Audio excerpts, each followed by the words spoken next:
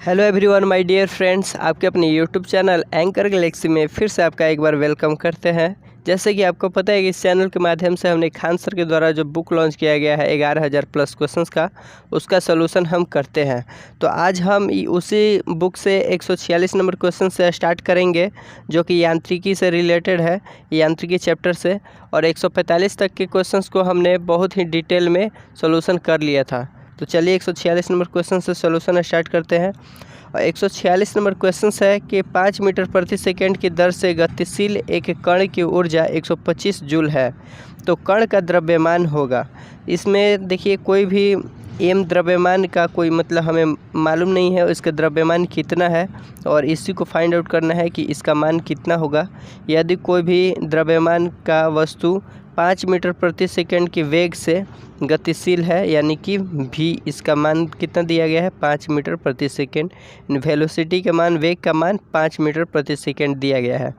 और ऊर्जा का बात की जाए तो गतिशील है, यानी कि गतिज ऊर्जा का मान ये दिया गया है 125 जूल। तो आपको मैंने बताया है कि गतिशील की बात की जाए यानी कि गतिज ऊर्जा की, तो गतिज ऊर्जा यानी कि इंग्लिश में बोलते हैं उसे काइनेटिक एनर्जी, और काइनेटिक एनर्जी बराबर होता है हाफ mv², ठीक। तो काइनेटिक एनर्जी यानी कि टोटल एनर्जी का मान दिया गया 125, तो हम यहाँ 125 लिख लेंगे और इक्वल टू हाफ।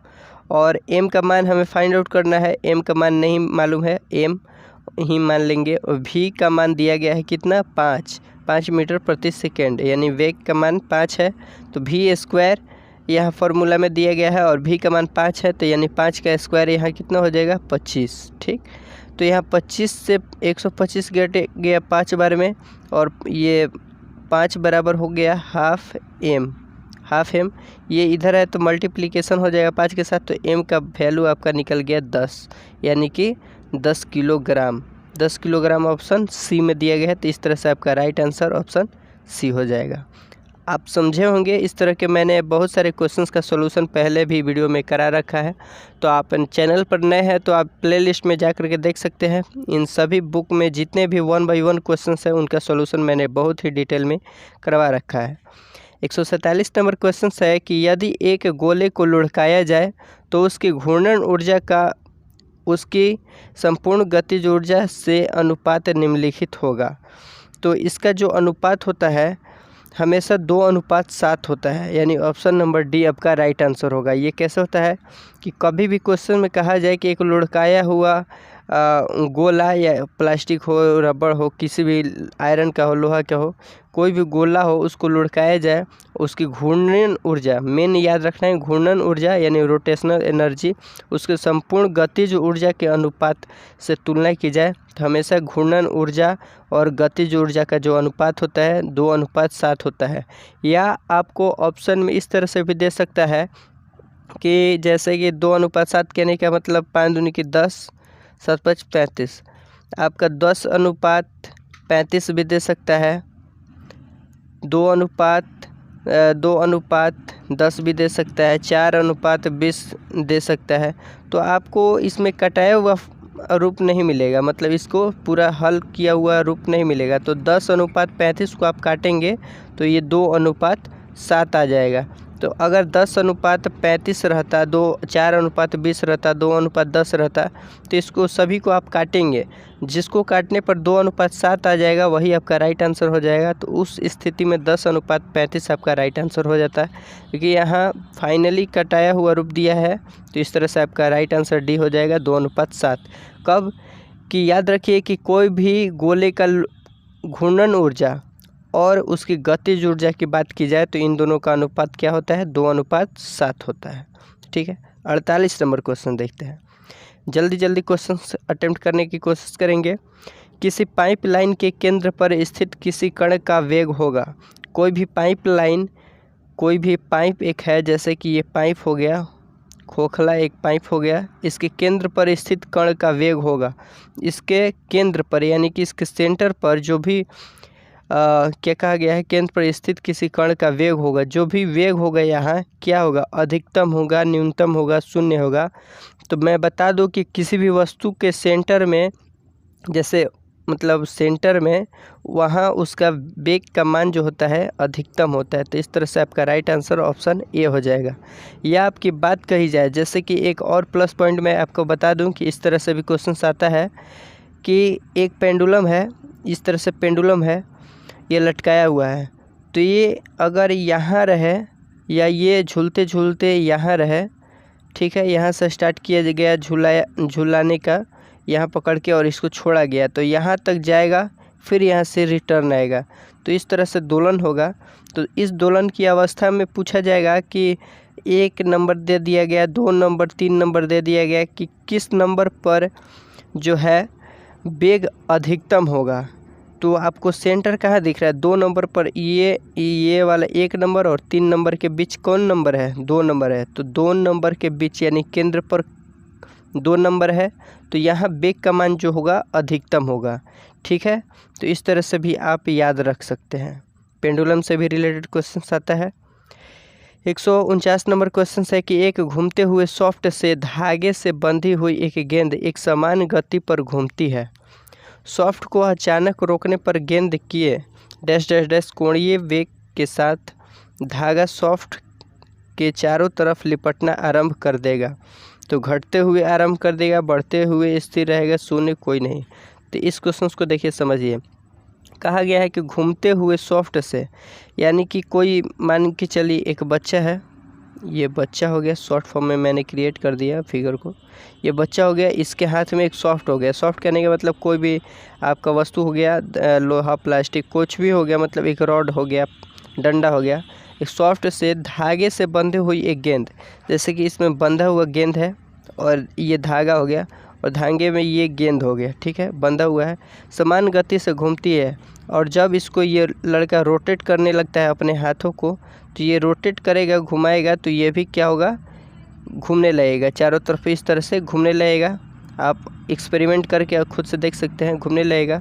तो सॉफ्ट को अचानक रोकने पर गति घूमती है, और घुमाने के दौरान अगर सॉफ्ट को अचानक रोकने पर, यानी ये लड़का जो है अगर डंडे को रोक देता है, तो रोकने पर कोणीय वेग के साथ धागा सॉफ्ट के चारों तरफ लिपटना आरंभ कर देगा।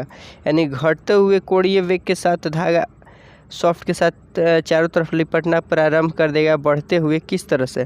तो जब ये घूम रहा है, डंडा भी घूम रहा है, तो आप जब डंडे को अपने हाथ में रोकिएगा तो क्या होगा, धागा जो है डंडे में लिपटना प्रारंभ कर देगा। तो इस तरह से इतने दूर में नाच रहा था, तो धागे का साइज क्या होगा, घटने लगेगा। तो घटने लगा, तो यहाँ आ गया, तो घटेगा तो इतना ही दूर में हो जाएगा।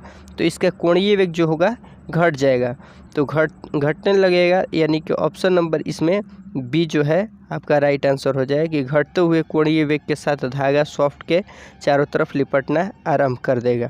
इस एक्सपेरिमेंट को आप खुद से करके देख सकते हैं कि एक डंडे में धागे में कुछ बांध लीजिए पत्र को और उसको चारों तरफ रोटेट कीजिए। तो जब आप डंडे को रोकिएगा, क्या होगा कि धागा जो है डंडे के साथ लिपटना प्रारंभ कर देगा। उस अवस्था में क्या होगा, कोणीय वेग का मान घटने लगेगा। तो इस तरह से घटते हुए आपका राइट आंसर बी हो जाएगा। 150 नंबर है कि एक उड़ते हुए चक्के की प्रति यहाँ सेकेंड होगा। देखिए टाइपिंग में थोड़ा मिस्टेक हो जाता है। एक उड़ते हुए चक्के की प्रति सेकेंड, यहाँ सेकेंड हो जाएगा। सेकेंड घूर्णन किससे मापी जाती है? एक जैसे कि उड़ता हुआ चक्का, जैसे कि एक लड़का है, कोई भी चक्के को ऊपर फेंक दिया, तो अगर ऊपर उड़ रहा है या चक्का कोई भी मतलब नाच रहा है, तो उसका प्रति सेकंड यानी कि 1 सेकंड में कितना नाचेगा, कितने बार नाचेगा, तो उसको मापने के लिए स्ट्रोबोस्कोप का उपयोग किया जाता है। यानी ऑप्शन नंबर डी हो जाएगा। ये याद रखने वाली बात है कि कोई भी चक्के का प्रति सेकंड कितना घूर्णन किया, उसको मापने के लिए स्ट्रोबोस्कोप का प्रयोग किया जाता है। किससे मापी जाती है? उसके चक्के के प्रति सेकंड घूर्णन, यानी कि कितना बार घूमा, उसको मापने के लिए स्ट्रोबोस्कोप से मापा जाता है। ठीक है। 151 नंबर है कि एक प्लाई व्हील एक समान कोणीय त्वरण के साथ घूमता है। एक प्लाई व्हील है, मतलब चक्का है, एक समान कोणीय त्वरण के साथ घूमता है। इसके कोणीय वेग 10 सेकंड में 20 पाई रेडियस प्रति सेकंड से 40 पाई रेडियस प्रति सेकंड में वृद्धि हो जाती है। इस अवधि में वह कितने बार घूमता है? देखिए ये सुपरवाइज़र के लिए क्वेश्चन पूछा गया 2003 में आरआरबी में इलाहाबाद के लिए। तो इसका सॉल्यूशन देखिए हम डिटेल में बताते हैं। मैंने आपको समझाने के लिए अपने पेज पर इसका सॉल्यूशन किया है, क्योंकि इतने स्क्रीन में तो उसका सॉल्यूशन आएगा नहीं। चलिए हम आपको समझाते हैं और आप देखते रहिए। तो उसके नंबर ऑफ़ रोटेशनल यानी कि कितने बार वो घूमा है उसकी संख्या बताना है। तो उसके लिए देखिए n बराबर एक फार्मूला होता है नंबर ऑफ़ रोटेशन यानी कि घूर्णन की संख्या कितनी होगी। तो उसके लिए n बराबर ये फार्मूला होता है पाई थीटा बाई 2 पाई। अब पाई थीटा का मान कहाँ से प्राप्त करेंगे और 2 पाई का मान कहाँ से प्राप्त करेंगे, इसके लिए भी दो फार्मूला होता है। मेनली पॉइंट दो फार्मूला है, एक ये और एक ये omega f square minus omega i square equal to 2 pi into delta theta है। तो ये क्या है, तो ओमेगा एफ का मतलब है कि जो रोटेशनल चेंजिंग हुआ था फाइनल में, जो चेंजिंग हुआ था आपका रेडियस में फाइनल वाला, वो फाइनल वाला हो गया ओमेगा एफ। और इनिशियल यानी शुरुआती वाला जो था आपका रेडियस में परिवर्तन प्रति सेकेंड, तो वो था ओमेगा आई यानी कि इनिशियल के लिए। तो इसकल टू होता है 2 फाई। अब फाई क्या है इंटू डेल्टा थीटा क्या है, तो इसको मैंने नीचे में समझाया। देखिए कि यहाँ से सबको परिचित करा देते हैं कि यह है कि ओमेगा एफ यानी कि फाइनल रेडियस प्रति सेकेंड है, कितना दिया था क्वेश्चन में दिया है। और ओमेगा आई यानी इनिशियल रेडियस प्रति सेकेंड यानी शुरुआती दिया है जो रेडियस प्रति सेकेंड, और फिर बाद में 20 से क्या हो जा रहा है 40 हो जा रहा है रेडियस, तो चेंजिंग हो जाएगा। और अल्फ़ा क्या दिया है कि एक चक्कर में तय की गई दूरी, एक चक्कर में कितना तय करेगा दूरी, जैसे कि ये एक चक्कर घूमा तो कितना दूरी तय किया उसको ज्ञात करना है अल्फ़ा से, वो बताता है। और ये जो डेल्टा थीटा है कि कुल चक्कर द्वारा तय की गई दूरी, यानी कि मान के चलिए 5 चक्कर चला कोई भी वस्तु है किसी भी रेडियस वाले क्षेत्रफल को 5 चक्कर चला, 1 2 3 4 5, तो कितना दूरी तय किया, टोटल दूरी के लिए डेल्टा थीटा है। और डेल्टा टी क्या है, तो समय अंतराल है कि कितना समय में कितना परिवर्तन हुआ रेडियस में। ठीक है, आप समझ गए होंगे। तो इसके लिए दो फार्मूला होता है कि क्या है कि omega f square minus omega i का square equal to 2 phi into delta theta. तो डेल्टा थीटा, तो इसमें से हमें फाई का मान निकालना है, इसके लिए पाई का मान निकालना है। तो पाई के लिए एक फार्मूला ये होता है, फर्स्ट ये है। तो किस तरह से सॉल्यूशन करना है उसको भी हम देखते हैं कि ओमेगा एफ इक्वल टू होता है omega i plus phi into delta t. तो इस फार्मूला के बेस पे हम सॉल्यूशन करेंगे पहले। तो यहाँ से फर्स्ट स्टेप देखिएगा, फर्स्ट स्टेप हमने बताया है कि ओमेगा एफ इक्वल टू यानी कि ओमेगा फाइनल रेडियस जो दिया गया है उतना बराबर शुरुआती radius plus pi into delta T यानी कि जो समय अंतराल दिया है। तो फाइनल के लिए मान दिया गया है 40 पाई, आप क्वेश्चन में देखिएगा। और शुरुआती जो दिया है 20 पाई प्लस पाई इंटू ये क्या अल्फ़ा, सॉरी हमने पाई बोला था, आप उसको इग्नोर कीजिएगा। ये अल्फ़ा है, अल्फ़ा इंटू डेल्टा टी क्या है, तो डेल्टा टी क्या है समय अंतराल। तो उस क्वेश्चन में 10 सेकेंड दिया गया है तो 10 हमने ले लिया। तो 40 में से ये माइनस में जाएगा तो 20 हो जाएगा, 20 पाई। तो 20 pi equal to alpha into 10। तो यहाँ से अल्फ़ा का मान कितना आ जाएगा, तो 10 से ये 20 कटेगा 2 पाई। तो इस तरह से अल्फ़ा का मान 2 पाई आया। और अल्फ़ा का जो ऐसा यूनिट होता है रेडियस प्रति सेकेंड स्क्वायर होता है, स्क्वायर नहीं है प्रति सेकेंड होगा। तो alpha equal to 2 pi radius प्रति सेकेंड, यहाँ से अल्फ़ा का मान निकल गया। अब सेकेंड वाले फार्मूला में हम इसे पुट करेंगे। ये फार्मूला है कि omega f square minus omega i का square equal to 2 pi 2 alpha into delta theta.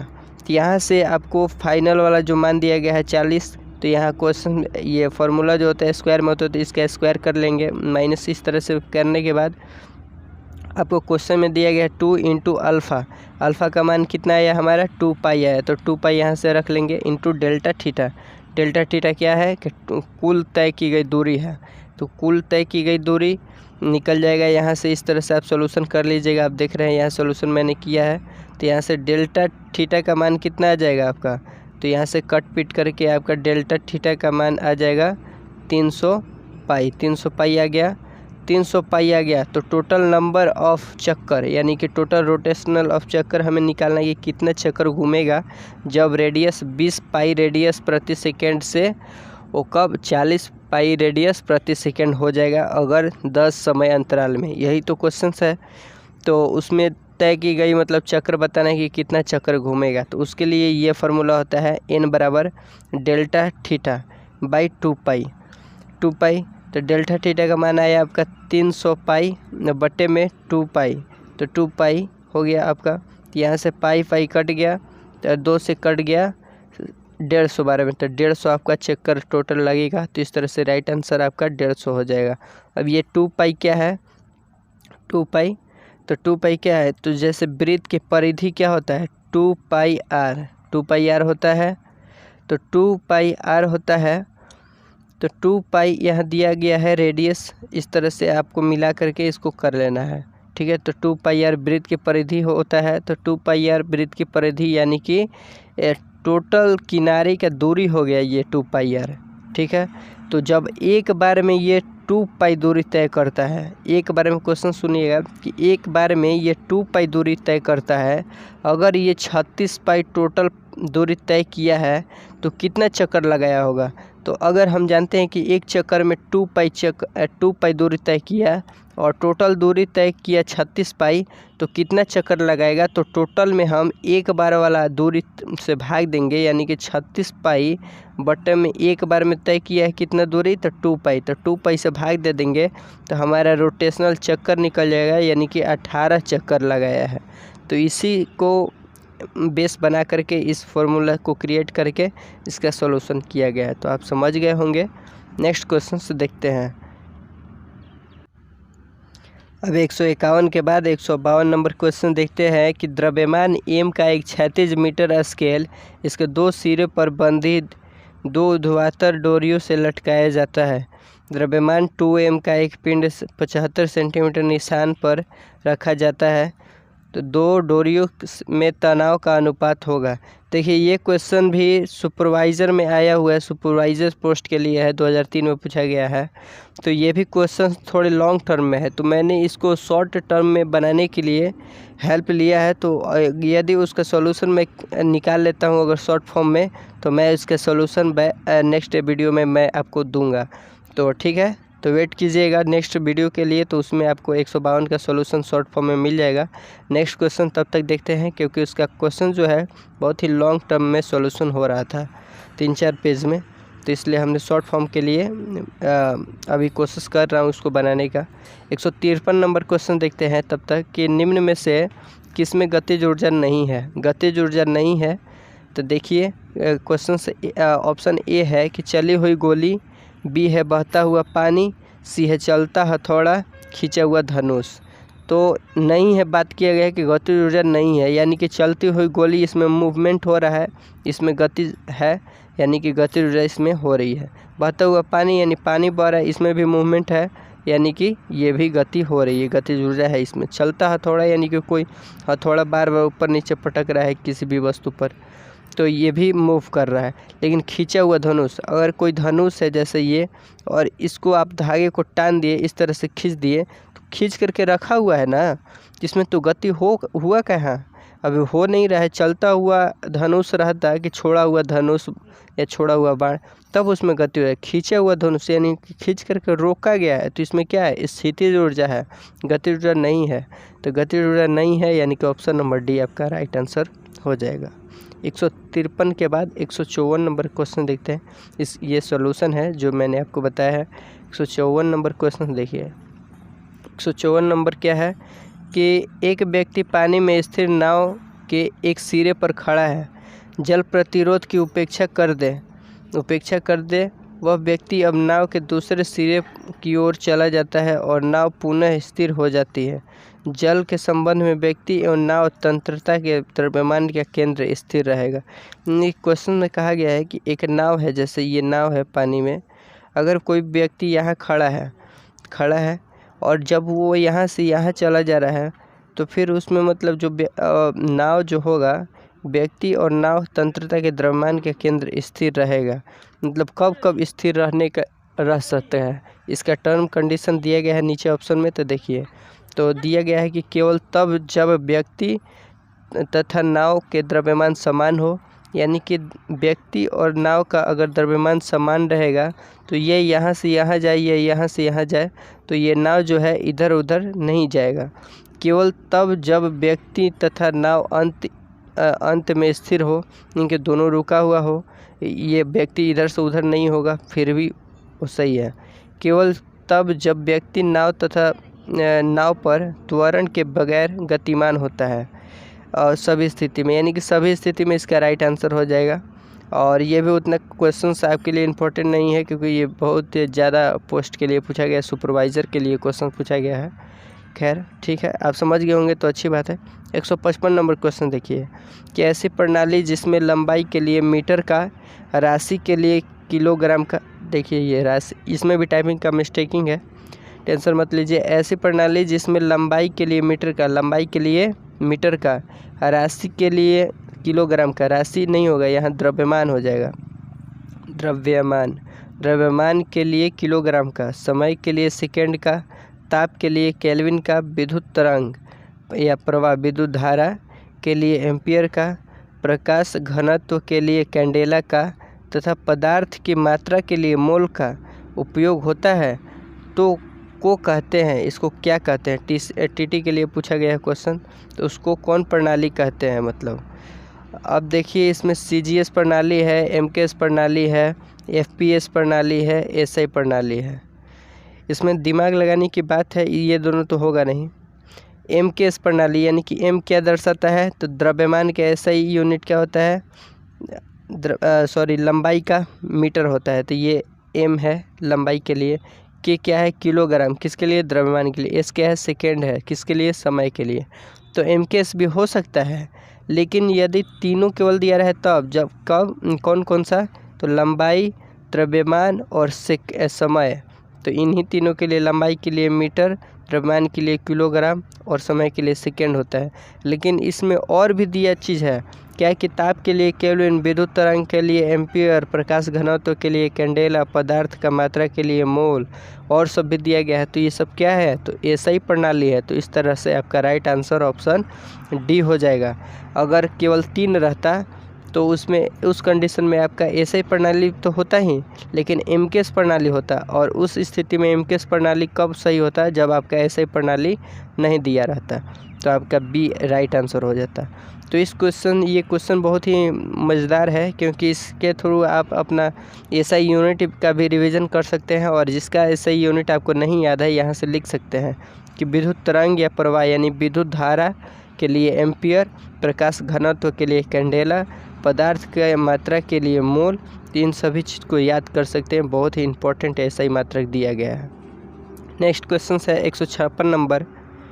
56 number है कि जब एक चल वस्तु यानी कि चलती हुई वस्तु की गति दुगनी की जाती है तो उसकी गतिज ऊर्जा। तो मैंने इस तरह से बहुत सारे क्वेश्चंस को सॉल्यूशन कराया है कि कभी भी चाल की गति की दुगनी बात की जाए कि उसकी गति को दुगने कर दिया जाता है तो उसकी गतिज ऊर्जा क्या होगा। तो हमेशा जो होता है काइनेटिक एनर्जी जो होता है डायरेक्टली प्रोपोर्शनल टू होता है v², यानी कि अगर इस यहाँ दोगुनी बात की जाए, v का मान दोगुनी कर दी जाए तो काइनेटिक एनर्जी क्या हो जाएगा, v² यानी 2 का स्क्वायर यानी कि 4 गुना हो जाएगा। काइनेटिक गतिज ऊर्जा की बात की जाए कि गति को 4 गुना कर दी जाए तो 4 का स्क्वायर क्या हो जाएगा, 16, तो गतिज ऊर्जा क्या हो जाएगा आपका 16 गुना हो जाएगा। v का कहा जाए कि 3 गुना की जाए तो गतिज ऊर्जा आपका क्या हो जाएगा, 3 का स्क्वायर 9 गुना हो जाएगा। ये कैसे होता है पहले वाले वीडियो में मैंने प्रूफ करके भी बताया है। तो ये क्या कहा गया है कितना कि दोगुनी की जाए, गति को दुगुनी की जाए तो गतिज ऊर्जा क्या होगा, तो दुगुनी की जाए तो दुगुनी के स्क्वायर 4 गुनी यानी कि 4 गुनी हो जाएगी, 4 गुनी बढ़ जाएगी। यानी ऑप्शन नंबर बी आपका राइट आंसर हो जाएगा। नेक्स्ट क्वेश्चन 157 नंबर है कि यदि किसी पिंड की गति दुगनी कर दी जाए तो पिंड की परिणामी ऊर्जा एवं प्रारंभिक गतिज ऊर्जा का अनुपात होगा। यानी कि कोई भी गति से वेग से कोई भी वस्तु चल रहा है और बाद में उसका गति जो है दोगुनी कर दी जाए तो जो भी गति से चल रहा था उस समय का गतिज ऊर्जा और दुगनी की जाए तो उस समय की गतिज ऊर्जा दोनों का अनुपात क्या होगा, गतिज ऊर्जा का अनुपात क्या होगा। यानी कि अगर गतिज ऊर्जा का फार्मूला की बात की जाए, काइनेटिक एनर्जी बराबर होता है हाफ mv²। तो अगर काइनेटिक एनर्जी 1 बराबर हम माने कि हाफ m1 v1 का स्क्वायर बटे में हाफ मतलब काइनेटिक एनर्जी 2 लिख देते हैं अगर जब दोगुनी कर दी जाए उस समय के लिए, तो हाफ m2 वही द्रव्यमान है ना, तो m ही रह जाएगा, m1 ही रह जाएगा, m1 v2 का स्क्वायर। v2 क्योंकि वेग में परिवर्तन किया गया है, तो हाफ m1 यहाँ से कट जाएगा और बचा क्या, v1 का स्क्वायर बटे में v2 का स्क्वायर। ठीक है, तो v1 यानी कि जब एक गुनी होगा तो एक का स्क्वायर करेंगे तो एक, v2 का स्क्वायर यानी कि जब दोगुनी की जाए तो दोगुनी की जाए यानी कि 2 का स्क्वायर कीजिएगा यहाँ तो 4 गुनी हो जाएगा, यानी 1 बटे में 4 हो जाएगा। तो क्या कहा गया है कि प्रारंभिक गतिज ऊर्जा, पहले कहा गया है कि तो पिंड की परिणामी ऊर्जा एवं प्रारंभिक गतिज ऊर्जा का अनुपात। प्रारंभिक गतिज ऊर्जा एवं परिणामिक ऊर्जा नहीं, पहले पूछा गया परिणामिक ऊर्जा यानी कि बाद वाला। तो बाद वाला कितना है आपका, दोगुनी किया गया तो 4, तो पहले वाला कितना है तो 1, तो 4:1 आपका कहाँ दिया गया है, ऑप्शन सी है। इसमें आपको कंफ्यूज करने के लिए 1:4 भी आपका दे सकता था क्वेश्चंस में, ऑप्शन में, तो 1:4 नहीं होगा, 4:1 होगा, क्योंकि पहले पूछा गया है परिणामी ऊर्जा एवं प्रारंभिक गतिज ऊर्जा। तो आप समझ गए होंगे कि प्रारंभिक क्या है, 1:1 है, और बाद वाला जो परिणामी यानी कि दोगुनी की जाए तब का तो 4 है, तो यानी कि 4:1 हो जाएगा। तो राइट आंसर ऑप्शन सी हो जाएगा। अणु से 158 नंबर क्वेश्चन है कि हीलियम परमाणु हाइड्रोजन अणु से दोगुना भारी है। हीलियम का जो परमाणु है हाइड्रोजन अणु से दोगुना भारी है। 298 केल्विन पर हीलियम परमाणु की औसत गतिज ऊर्जा है। हीलियम परमाणु की औसत गतिज ऊर्जा है किसके, तो ऑप्शन ए है कि हाइड्रोजन अणु से दोगुना, बी है हाइड्रोजन अणु से जितना ही, सी है हाइड्रोजन अणु से 4 गुना, डी है हाइड्रोजन अणु से आधी। तो इसमें मैं आपको बता दूं कि हाइड्रोजन का जो एटॉमिक मास होता है यानी कि परमाणु द्रव्यमान 1 होता है, और हीलियम का कितना होता है, 2 होता है। एटॉमिक मास परमाणु द्रव्यमान 2 होता है। तो इसमें कहा गया है कि अगर इसका जो है भार है, ये तो एटॉमिक मास है द्रव्यमान, तो अगर इसका भार है, इसका भारी है यानी कि भारी जो है, इसका वज़न की बात किया गया है, वज़न अगर दोगुना है तो अगर ये 1 kg है तो ये 2 kg है, तो औसत गतिज ऊर्जा क्या होगा। तो देखिए गतिज ऊर्जा जो है वज़न पर डिपेंड नहीं करता है, तो इसलिए जितना इसका गतिज ऊर्जा औसतन गतिज ऊर्जा हीलियम का होगा उतना ही हाइड्रोजन का भी होगा, तो इसलिए हाइड्रोजन अणु से ही जितनी ही होगी, तो ऑप्शन नंबर बी आपका राइट आंसर हो जाएगा। ठीक है, 159 नंबर क्वेश्चन है कि यदि किसी कण का रैखिक संवेग दोगुना कर दिया जाए तो उसकी गतिज ऊर्जा होगी। यदि किसी कण का रैखिक संवेग दोगुना कर दिया जाए यानी दोगुना कर दिया जाए तो इसकी गतिज ऊर्जा होगी। तो देखिए संवेग और गतिज ऊर्जा में संबंध मैं आपको बता दूं शॉर्ट फॉर्म में कि काइनेटिक एनर्जी का मान जब आप दोगुना करते हैं यानी कि गतिज ऊर्जा का मान दोगुना आप करते हैं, तब यह 1 गुना के बराबर होता है, किसके, संवेग के 1 गुना के बराबर होता है। यानी कि जो भी संवेग होता है पी ये क्या दर्शाता है, संवेग को, और के ई क्या दर्शाता है, गतिज ऊर्जा यानी काइनेटिक एनर्जी को। पी मोमेंटम यानी कि संवेग को इसके लिए है। ठीक है, तो इन दोनों में यही संबंध होता है कि जो गतिज ऊर्जा होता है दोगुना होता है किसके, इसका संवेग का, मोमेंटम का। ठीक है, तो यहाँ से कहा गया कि रैखिक संवेग दोगुना कर दिया जाए, रैखिक संवेग दोगुना कर दिया जाए। अगर पहले p था या 1 था, जो भी था, मतलब इस फॉर्म में था, तो अगर दोगुना कर दिया जाए, यहाँ जब आप 2 गुना करेंगे तो यहाँ के ई का मान कितना हो जाएगा, तो ये भी के ई का मान भी तो दोगुना हो जाएगा, तो दोगुना कीजिएगा ये तो 4 गुना हो जाएगा। यानी कि जब भी बात कही जाए संवेग को 3 गुना किया जाए तो काइनेटिक एनर्जी दुगना हो जाएगा, यानी कि 3 दूना 6 हो जाएगा। ठीक है, समझ रहे ना आप। तो अगर बोला जाए कि संवेग का मान 4 गुना किया जाए तो गतिज ऊर्जा का मान दुगना यानी कि 4 दूनी की 8 गुना हो जाएगा। तो इस तरह से हो जाता है। तो 159 का आपका राइट आंसर ऑप्शन बी हो जाएगा, क्योंकि संवेग का मान दुगना कर दिया जाए तो गतिज ऊर्जा जो है चौगुनी हो जाएगी। Option number B right answer हो जाएगा। ठीक है, 159 का बी। 160 नंबर देखते हैं। आज का लास्ट क्वेश्चन है कि किसी गतिशील पिंड का वेग आधा करने से उसकी गतिज ऊर्जा हो जाती है। किसी पिंड का वेग आधा करने से उसकी गतिज ऊर्जा हो जाती है। ये भी मज़ेदार क्वेश्चन है कि अगर कोई भी काइनेटिक एनर्जी है पहले जो भी था, जैसे कि मान के चलिए हाफ एम वी स्क्वायर था। ठीक है, v1 स्क्वायर था। अगर v का मान 1 था तो एक गुना किया जाता है तो 1 स्क्वायर था। तो अगर इसकी को अब आधी कर दिया जाए तो ke1 बराबर हाफ एम v1 का स्क्वायर। ठीक है, v1 का स्क्वायर, ये लिखने में थोड़ा दिक्कत हो रहा है, v1 का स्क्वायर और ke2 यानी कि दूसरा बार जब आधी किया जाए तो ये सेकेंड वाला टर्म है 2, सेकेंड वाला कब जब आधी कर दी जाए वेग को तो हाफ एम तो वही रहेगा, एम भी को मान का आधा, यानी कि अगर यहाँ 1 था v1 का मान अगर 1 रहेगा, यहाँ लिखते हैं 1 रहेगा, तो यहाँ आधी कर दी जाए तो इसका आधी का स्क्वायर हो जाएगा।